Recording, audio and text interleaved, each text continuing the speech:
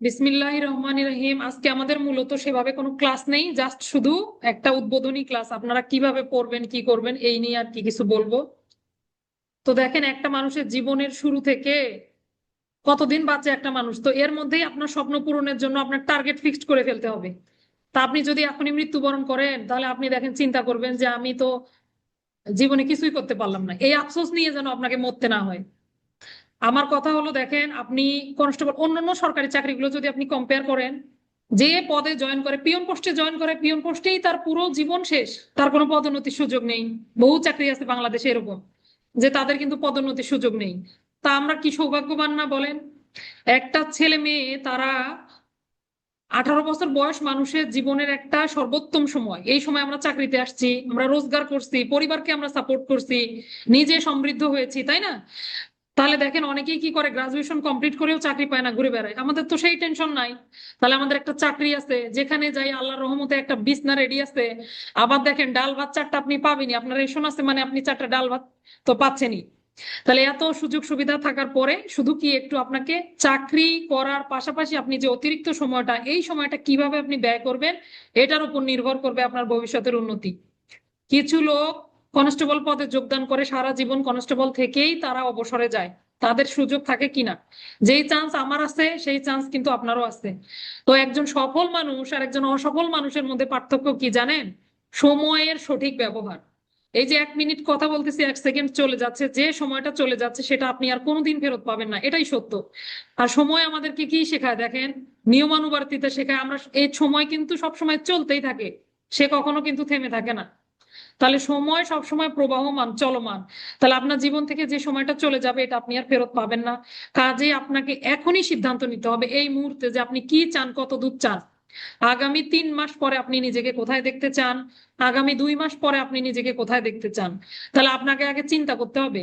তাহলে অন্য চাকরিতে যেহেতু এই সুযোগ নাই, আমার চাকরিতে সুযোগ আছে, আমি তাহলে কনস্টেবল থেকে অনেক দূর পর্যন্ত যাই। আগে তো স্যাররা এডিশনাল এসপি পর্যন্ত হয়ে গেছে, তাই না? আমরা, আমার নিজেরও দেখা।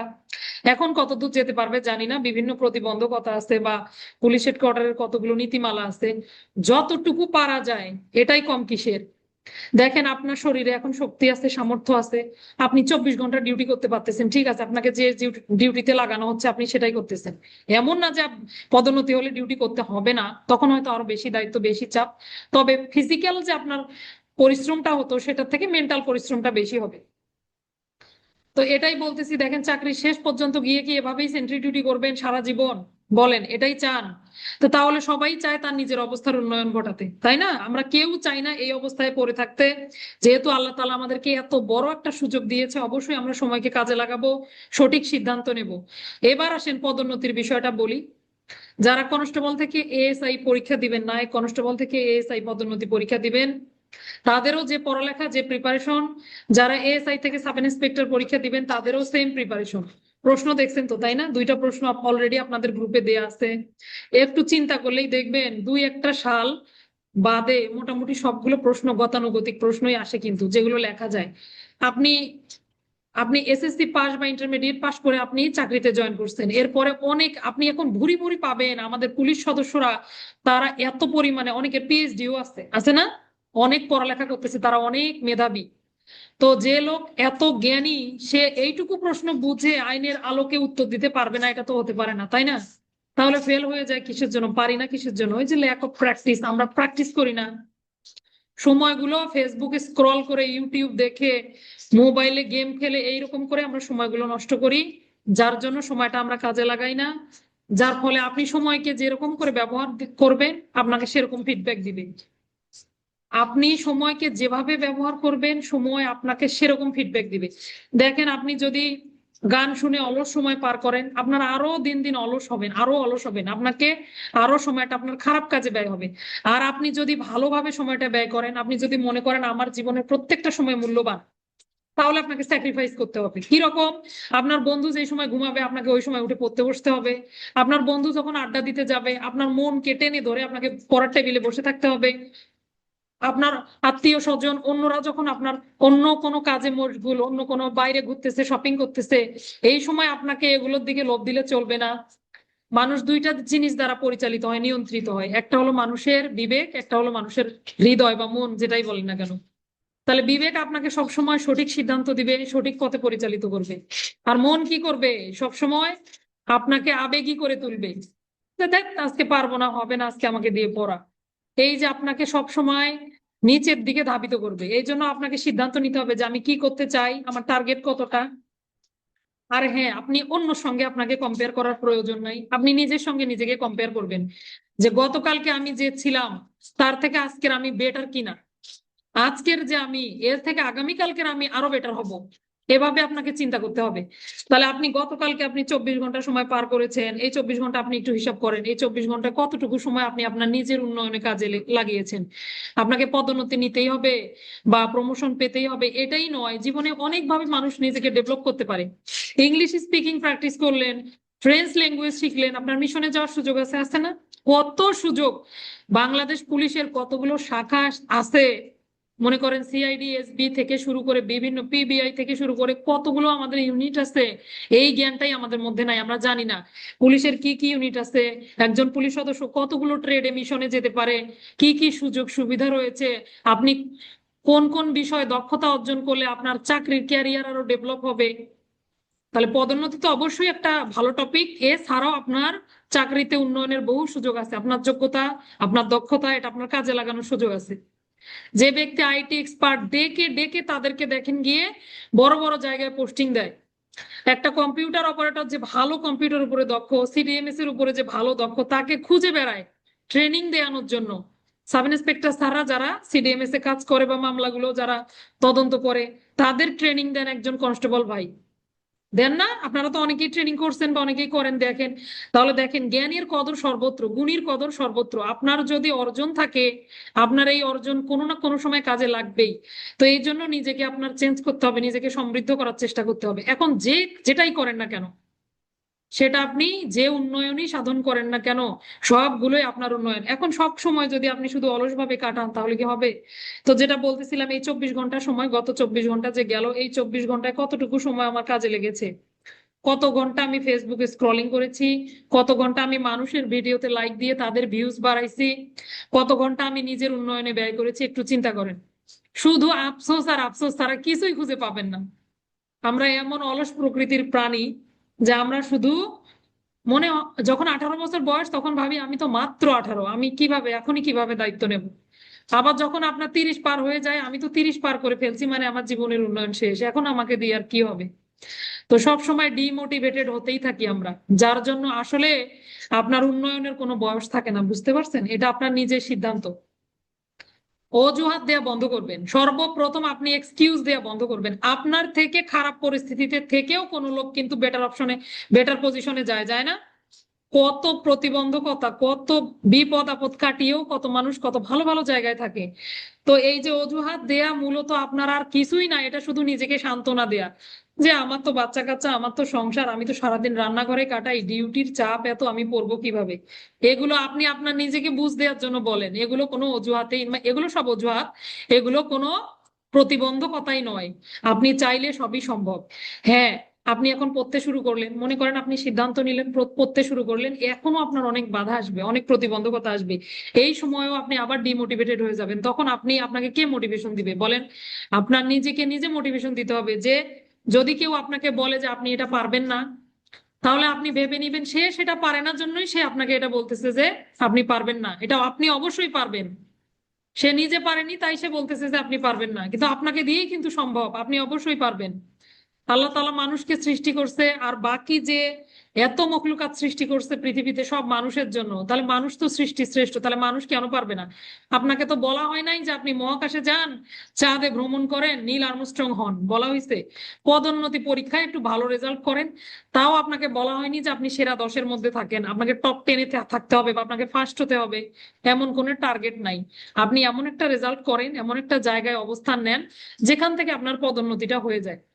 এই যে এইবার দেখেন, যারা কনস্টেবল থেকে এএসআই পরীক্ষা দিয়ে পাশ করে আসছে, যে লোকটা 976 নাম্বার থেকে র্যাঙ্ক লাগাবে ধরে নেন, তাকে কি কেউ বলবে কোনোদিন যে তুমি তো 976 নাম্বার থেকে দারোগা হইছো, তুমি তো দারোগা হও নাই, তোমার দারোগার বেতন কম বা তোমার তোমার এই র্যাঙ্কের ভ্যালু নাই, বলবে কেউ? বলেন। তাহলে যে ব্যক্তি 1 নম্বর হয়ে র্যাঙ্ক লাগালো সেও যতটা মূল্যবান, যে 976-এ পাশ করে র্যাঙ্ক লাগালো সেও ততটাই মূল্যবান। তার র্যাঙ্কটাও ততটাই দামি। তাহলে এত বড় সুযোগ, আপনি কি এতগুলো লোকের মধ্যে আপনি একটু জায়গা করে নিতে পারবেন না? এটা কোনো কথা? এইটুকু যোগ্যতা নাই আমাদের? আমরা এতগুলো লোকের মধ্যে ফিজিক্যাল ফিটনেস, মেন্টাল ফিটনেস, সকল প্রকার ইন্ডুরেন্স টেস্ট দিয়ে তারপরে আমরা চাকরিতে আসছি। আমরাই তো যোগ্য। আমরা সেই সময় আসছি যে সময় আমাদের সাথে কেউ পারেনি। আপনারা জেলা সেরা সেরা ছেলে মেয়ে না? তাহলে আপনারা পারবেন না কেন? শুধুমাত্র একটা প্ল্যানিং, সেই প্ল্যানিং অনুযায়ী আপনি চলেন, আপনি নিজেকে উন্নয়ন করেন, বিগত সালের প্রশ্নগুলো পর্যালোচনা করেন, কি ধরনের প্রশ্ন আসে, প্রশ্নগুলো গোছানো সাজানো কিভাবে লিখলে একটু ডেভেলপ হবে, নম্বরটা একটা ভালো। আমি বলি না যে আপনি হাইয়েস্ট হন, আপনি একটা মাঝামাঝি পর্যায়ে থাকেন। পদোন্নতিটাই তো চাই, আর তো কিছু চাই না আল্লাহর কাছে। তো 976 লোকের পদোন্নতি দিতে পারলে আমি কি, আমাকে আমি আমি কি দোষ করছি? আল্লাহ আমাকে দিবে না? তো আমার তো আল্লাহর কাছ থেকে চেয়ে নিতে হবে এটা, তাই না? এই জন্য কি করতে হবে? আপনাকে চেষ্টা করতে হবে। এবার আসেন আমরা কিভাবে পড়ালেখা গুলো শুরু করব। সর্বপ্রথম আপনাকে বইয়ের কথা বলি। আপনাদের অবশ্য গ্রুপে মেসেজ দেওয়া আছে। আমি আসলে ভাষ্য বইগুলো পড়া বেশি, আমি সবাইকে সাজেস্ট করি যে ভাষ্য বইগুলো পড়বেন। যেহেতু এমসিকিউ পরীক্ষা দিয়ে তারপরে আপনার লিখিত পরীক্ষায় বসতে হচ্ছে, তো আপনার ওইভাবে ফাঁকি ঝুঁকি দেওয়ার সুযোগ নাই। সর্বপ্রথম আপনাকে ভাষ্য বইগুলো নিয়ে ফেলতে হবে।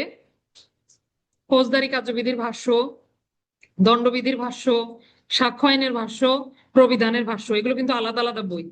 আবার প্রবিধান অনেক সময় 2 খণ্ড 3 খণ্ডও পাবেন।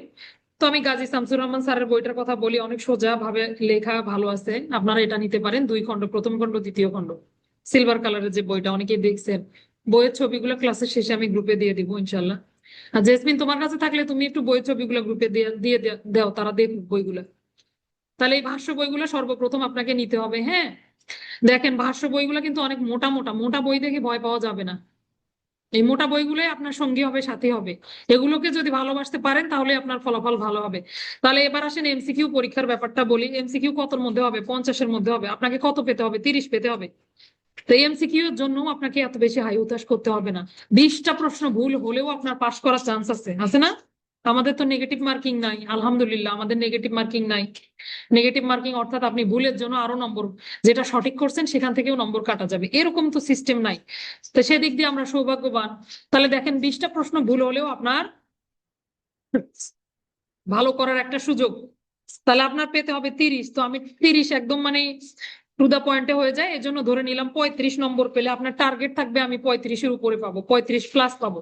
ইনশাল্লাহ আপনারা পড়তে পড়তে 40-এর উপরেও নম্বর পেয়ে যায় অনেকে, অনেক ভালো ভালো করে এমসিকিউ। এখন এমসিকিউ এর জন্য আপনাকে ভাষ্য বইগুলোর খুঁটিনাটি এগুলো পড়তে হবে।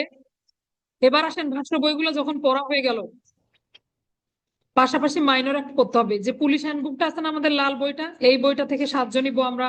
এখনই বইগুলো কিনবেন না আপনারা, অনুরোধ থাকলো কিছুদিন পরে বইগুলো কেনেন, আপডেট ভার্সন বের হোক তারপরে কেনেন। কিছুদিন আগে কতগুলো আইন সংশোধন হয়েছে দেখছেন? সাইবার সুরক্ষা অধ্যাদেশ নতুন আইন হয়েছে। এটা কিন্তু সংশোধিত আইন না, এটা নতুন আইন। সাইবার সুরক্ষা অধ্যাদেশ, ফৌজদারি কার্যবিধির 46 ধারার পরিবর্তন, আবার 54 ধারাতে নতুন করে 2টা পয়েন্ট সংযোজন হয়েছে, তাই না? 46-এর ক খ গ ঘ ঙ অনেকগুলো আসছে, অনেক পরিবর্তন। তো একটু পরে বইগুলো কেনেন, তাতে আপনারা কি পাবেন? আপডেট যে সেটা পাবেন, সবগুলো আইন একসাথে থাকবে। এই জন্য বলবো আপাতত একটু এমনি যে বই যার কাছে আছে সেটাই দেখেন, পরে আমরা বই কিনবো। বই কেনার কথা বলবো আপনাদেরকে, যে কি কি বই, কখন বইগুলো কেনা যাবে। আমি দেখি কখন এগুলোর ইয়া বের করে, মানে নতুন গুলো সংযোজন করে বই কখন আসে, খোঁজ রাখি। এরপরে আমি আমি তো যাই মাঝে মাঝে, ফলো হলে আমি আপনাদেরকে জানাবো যে এখন বই নিতে পারেন আপনারা। এবার আসেন সবগুলো ভাষ্য আপনার কমপ্লিট হলো। লাল হ্যান্ডবুক থেকে আপনাকে মাইনর অ্যাক্ট করতে হবে। যদিও মাইনর অ্যাক্ট বলি, কিন্তু এটা কিন্তু মেজর অ্যাক্টের মতোই কি সমান গুরুত্বপূর্ণ। দেখেন গত যে 2টা প্রশ্ন হলো ফৌজদারি কার্যবিধি প্রবিধান থেকে, তেমন কোনো প্রশ্নই নাই। কিসের প্রশ্ন দিছে? মাইনর অ্যাক্টের প্রশ্ন দিয়ে রাখছে স্যাররা। তাহলে কোনোটাই কম গুরুত্বপূর্ণ নয়। আপনাকে মাইনর অ্যাক্ট কিন্তু পড়তে হবে। তাহলে কতগুলো আইন পড়তে হবে? মোটামুটি 40টা মাইনর অ্যাক্ট যদি আপনি পড়েন, মানে মেজর সহ সব সহ যদি 40টা আইনের উপরে আপনার দখল থাকে, তাহলে ইনশাল্লাহ আপনি এমসিকিউ অনেক ভালো করবেন, লিখিত পরীক্ষাতেও ভালো করবেন। এবার আসেন লিখিত প্রিপারেশনটা কিন্তু একদমই ভিন্ন। এমসিকিউ দেখেন, এমসিকিউ আপনি শুধু বৃত্ত ভরাট করলে আপনি পাশ করার একটা চান্স থাকতেছে। এখানে আপনার লেখা দেখতেছে না, সময়, অবশ্যই সময়ের মধ্যে এগুলো পূরণ করতে হয়, কিন্তু তারপরও দেখেন লেখার বিষয়টা কিন্তু একদমই ভিন্ন। যে লোকের লেখা একটু বেশি সুন্দর তার একটু নম্বর বেশি আসবে, এটাই নিয়ম। তো তার সাথে কম্পিট করতে হলে আপনাকে প্রশ্ন সেভাবে লিখতে হবে। আপনি যদি মনে করেন যে একজন লোক আপনার থেকে বেশি পারে বা বেশি জানে, পড়ালেখা তার বেশি জ্ঞান, যারা 2-3 বছর ধরে পড়তেছে, আপনারা একেবারেই যারা নতুন শুরু করতেছেন তাদের পরিশ্রমটা তাহলে একটু বেশি করতে হবে। তো সেইভাবে আপনাকে প্রিপারেশনটা নিতে হবে, যে সে যদি 2 ঘন্টা পড়ে আমি তাহলে 5 ঘন্টা পড়বো, তাহলে না আপনি সমান সমান হতে পারবেন বা তার থেকে ভালো করতে পারবেন। তো সে আগে থেকেই পারে, সে যদি 1 ঘন্টা পড়ে, তার 1 ঘন্টা পড়া আপনার 3 ঘন্টা পড়ার সমান, তাই না? এই জন্য আপনাকে বেশি পরিশ্রম করতে হবে। আচ্ছা, এবার গেল দেখেন, তাহলে এমসিকিউ পরীক্ষার জন্য আমরা ভাষ্য বইগুলো পড়বো, পাশাপাশি মাইনর একটা কিছু পড়বো। কতগুলো আইন পড়বেন, কি কি আইন পড়বেন, আইনের তালিকাগুলো আছে, আমি আপনাদেরকে একটু পরে ক্লাস শেষে দিয়ে দেবো ইনশাল্লাহ। তাহলে আপনারা একটু চোখ বুলিয়ে নিতে পারেন। এই গেল এমসিকিউ এর প্রিপারেশন। লিখিতর জন্য 2-3টা ভালো গাইড কিনতে হবে আপনাকে, স্যারদের ভালো ভালো গাইড। এছাড়াও আমি আপনাদের যে আমার ক্লাসের ইয়েগুলো বলি আপনাদেরকে, এগুলো বলা হয়নি, সেটা হলো ক্লাসের নিয়ম হলো আপনারা জুম ক্লাস পাবেন সপ্তাহে 4টা। এর মধ্যে শুক্রবার, প্রতি শুক্রবার একটা পরীক্ষা পাবেন, শুক্রবার রাতে পরীক্ষার প্রশ্ন পাবেন, শনিবারের দিন যে ক্লাসটা পাবেন সেই ক্লাসে আপনাদের প্রশ্নের সমাধান দেওয়া হবে। যদি লিখিত পরীক্ষা হয়, খেয়াল করেন, যদি লিখিত পরীক্ষা হয়, লিখিত পরীক্ষা দেই, শুক্রবারে প্রশ্ন পাবেন, পরের শনিবারে এটার উত্তরপত্র পাবেন। উত্তরপত্র তৈরি করতে হবে, পাশাপাশি আপনাদের পরীক্ষা দেওয়ারও সময় দিতে হবে, তাই না? 1 সপ্তাহ সময় পাবেন, এর মধ্যে আপনারা লিখিত পরীক্ষাগুলো দিয়ে মোবাইলে স্ক্যান করে ছবি তুলে আমাকে ছবি তুলে পাঠাবেন। ছবি তুলে সব খাতা, আলাদা একটা গ্রুপ থাকবে আপনাদের, সেই গ্রুপে শুধু লেখা পোস্ট করবেন যে পরীক্ষা দিলাম, উত্তর লিখলেন, লিখে আপনারা উত্তরপত্রগুলো গ্রুপে জমা দিবেন। সবার খাতা দেখে দেবো কিভাবে খাতা লিখবেন, ধীরে ধীরে ধীরে ধীরে সব ঠিক হয়ে যাবে। আর এই যে আপনারা যারা একদম শুরু থেকে শুরু করতেছেন তাদেরকে খুবই অভিনন্দন, কারণ দেখেন একটা লং টাইম, পুরো বছর ধরে প্রস্তুতি নেওয়ার একটা সুযোগ। শুরু থেকে আপনি নোট খাতা তৈরি করবেন। প্রত্যেক দিন আমরা যদি 5টা ধারাও পড়ি, এই 5টা ধারা আপনি প্রতিদিনের পর দিনে কমপ্লিট করে ফেলবেন। শোনেন, পড়ালেখা আসলে কিছুই না, শুধু টাইম মেনটেন করা, নিয়মানুবর্তিতা। আপনি যদি প্রতিদিন 5টা ধারা লেখেন, সেটা আপনার কিরকম হবে, আর আপনি 1 মাসের পড়া একদিনে বসতে লিখতে বসেন, তখন আপনার কিরকম চাপ হবে। ছোট ছোট বালুকণা, বিন্দু বিন্দু জল গড়ে তোলে মহাদেশ সাগর অতল। তাহলে প্রস্তুতি নিতে হবে দীর্ঘমেয়াদী, ধীরে ধীরে অল্প অল্প করে, তাহলে এটা দীর্ঘস্থায়ী হবে। আর এই যে দেখেন, যারা 2 মাস আগে পরীক্ষার রুটিন দেওয়া পর্যন্ত যাদের গায়ে আগুন ধরে না, তাদের কি পড়ালেখা হয় বলেন? প্রত্যেকবার যখন পরীক্ষার রুটিন দেয়, তখন ছাত্রছাত্রীর পড়ার আগ্রহ বাড়ে। পরীক্ষার রুটিন শেষ, পরীক্ষা শেষ, 15 দিন তার চিল করতেই চলে যায়। তাহলে সে পরের প্রস্তুতি কিভাবে নিবে? এই আজ পড়ি কাল পড়ি এই করতে করতে আরেকটা পরীক্ষা চলে আসে, রুটিন বের হয়, তারপরে সে সিদ্ধান্ত নেয় সে পড়বে। এইরকমই হয়, মানুষ এরকম অলস প্রাণী। তাহলে আপনার মনের কথা আপনাকে শুনলে চলবে না, আপনার বিবেকের কথা শুনতে হবে। মানুষ কত বড় জানেন? মানুষ তার স্বপ্নের সমান বড়। আপনি যত বড় স্বপ্ন দেখবেন, আপনার মন তত বড় হবে, আপনার সিদ্ধান্ত তত মজবুত হবে। সেই অনুযায়ী আপনার মনে হবে যে তাহলে আমি কিভাবে কি করব, তখন আপনার প্রিপারেশনটাও ঠিক সেরকম হবে। তাহলে এতগুলো আইন আমরা পড়বো, কম পড়া পড়ে লাভ নেই, আমরা বেশি পড়ি, তারপরও আমার মনে হয় আমি অনেক সংক্ষিপ্ত করে পড়াই। এরপর দেখেন যে প্রশ্নগুলো আপনারা পাবেন, আমি তো আপনাদেরকে একটা উত্তরপত্র দিবই, এরপরও দেখা যাবে যে আমার থেকেও আপনারা অনেকে অনেক ভালো, দক্ষ, জ্ঞান বেশি অনেকের থাকতে পারে না, অনেকেই কিন্তু অনেক ভালো জানে। তো সেই ক্ষেত্রে আপনারাও নোটগুলো সুন্দর করে, খাতাগুলো সংরক্ষণ করার চেষ্টা করবেন। পরীক্ষার আগে আগে এসে কান্দাকাটি যে স্যার খাতাগুলো কোথায় রাখছেন দেন, এরকম একটা অবস্থা। পরে দেখা যায় আমিও খুঁজে পাই না। তো আপনারা শুরু থেকেই সবকিছু যা পাবেন সবকিছু সংরক্ষণ করার চেষ্টা করবেন। আর পড়া মনে রাখার জন্য বলি, দেখেন পড়া, অনেকেই বলেন যে পড়া মনে থাকে না। পড়া মনে কারোরই থাকে না, আপনারও মনে থাকে না, স্যারেরও মনে থাকে না, কারোর। কোনো ব্যক্তিই বলতে পারবে না শতভাগ যে আমি শেখ সাদি, আমি যা পড়ি ওই পাতা ছিঁড়ে ফেলি, পরে আমার আর ওই পাতা লাগে না।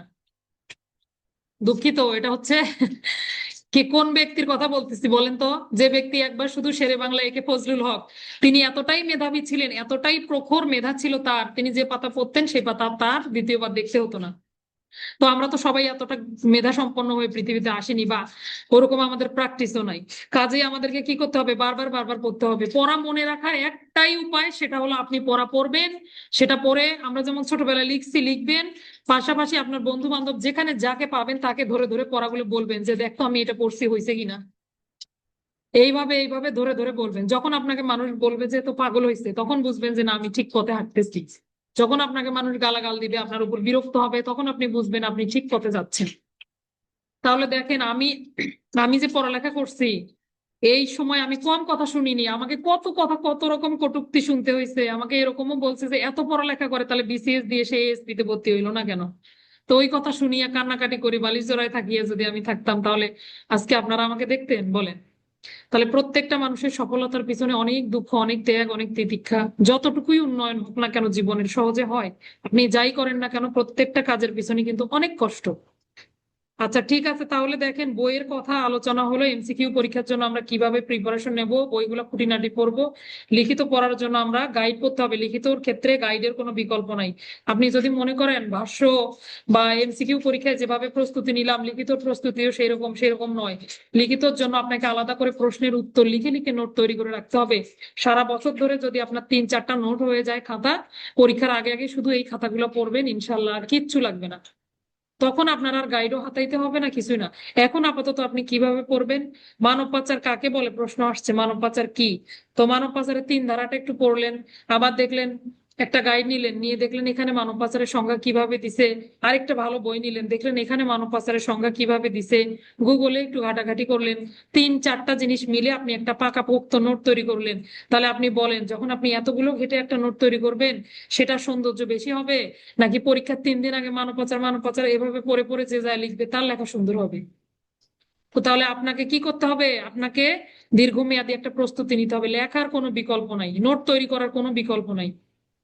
যে যত লিখবে তার লেখা তত সুন্দর হবে, সমৃদ্ধি আসবে। ধীরে ধীরে আপনি নিজেই দেখবেন আপনার আগের লেখার সাথে পরের লেখার মিল নাই।